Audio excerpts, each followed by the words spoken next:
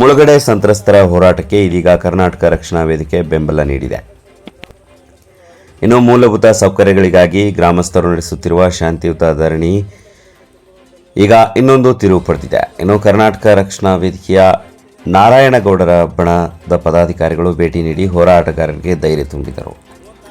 ಇನ್ನು ಹುನಗುಂದ ತಾಲೂಕಿನ ಇದ್ದಲಗಿ ಗ್ರಾಮದಲ್ಲಿ ಕಳೆದ 36 ದಿನಗಳಿಂದ ಮುಳುಗಡೆ ಸಂತ್ರಸ್ತರು ಮತ್ತು ಮೂಲಭೂತ ಹಕ್ಕು ಹಾಗೂ ಸೌಕರ್ಯಗಳಿಗಾಗಿ ನಿರಂತರ ಧರಣಿ ಹೋರಾಟ ನಡೆಸುತ್ತಿದ್ದಾರೆ.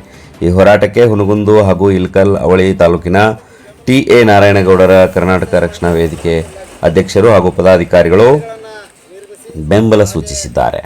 ಹೋರಾಟ ಸ್ಥಳಕ್ಕೆ ಭೇಟಿ ನೀಡಿದ ಕರವೇ ಮುಖಂಡರು ಸಂತ್ರಸ್ತರ ಸಮಸ್ಯೆಗಳನ್ನು ಆಲಿಸಿ ಸರ್ಕಾರ ತಕ್ಷಣ ಸ್ಪಂದಿಸಬೇಕು ಎಂದು ಆಗ್ರಹಿಸಿದ್ದಾರೆ. ಇನ್ನು ಇದ್ದಲಗಿ ಸಂತ್ರಸ್ತರ ಹೋರಾಟ ನ್ಯಾಯಸಮ್ಮತವಾಗಿದೆ. ಕರ್ನಾಟಕ ರಕ್ಷಣಾ ವೇದಿಕೆ ಸದಾ ಸಂತ್ರಸ್ತರ ಪರವಾಗಿ ನಿಲ್ಲುತ್ತದೆ. ನಮ್ಮ ಸಂಪೂರ್ಣ ಬೆಂಬಲ ಈ ಹೋರಾಟಕ್ಕಿದೆ.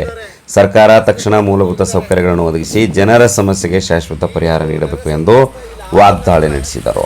ಇನ್ನು ಕರವೇ ಬೆಂಬಲಿಗರಿಂದ ಹೋರಾಟಗಾರರಲ್ಲಿ ಹೊಸ ಉತ್ಸಾಹ ಮೂಡಿದ್ದು ತಮ್ಮ ಬೇಡಿಕೆಗಳು ಈಡೇರಿಸುವವರೆಗೆ ಹೋರಾಟ ಮುಂದುವರಿಸುವುದಾಗಿ ಸಂತ್ರಸ್ತರು ತಿಳಿಸಿದ್ದಾರೆ.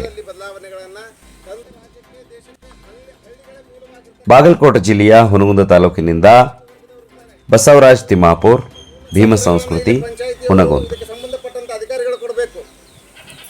ಇಲ್ಲಿವರೆಗೆ ತಾತ್ಕಾಲಿಕವಾಗಿ ಶೆಡ್ಗಳನ್ನು ನಿರ್ಮಾಣ ಮಾಡಿದ ನಂತರ ಮುಂದಿನ ಹಂತದಲ್ಲಿ ಮಾಡಬೇಕಾದಂಥ ಕಾರ್ಯಗಳನ್ನು ಮಾಡುವಲ್ಲಿ ಸರ್ಕಾರಿ ಅಧಿಕಾರಿಗಳು ವಿಳಂಬ ನೀತಿಯನ್ನು ಅನುಸರಿಸತಕ್ಕಂಥದ್ದು ಇಲ್ಲಿ ಬೇಸರವಾದ ಸಂಗತಿಯಾಗಿದೆ.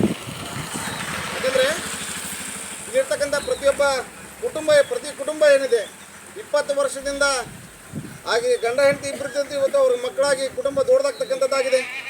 ಎಷ್ಟೋ ಜನರು ಇಲ್ಲಿಂದ ಬೇರೆ ಕಡೆಗೆ ಊರನ್ನು ಬಿಟ್ಟು ಹೋಗಿರ್ತಕ್ಕಂಥದ್ದಾಗಿದೆ.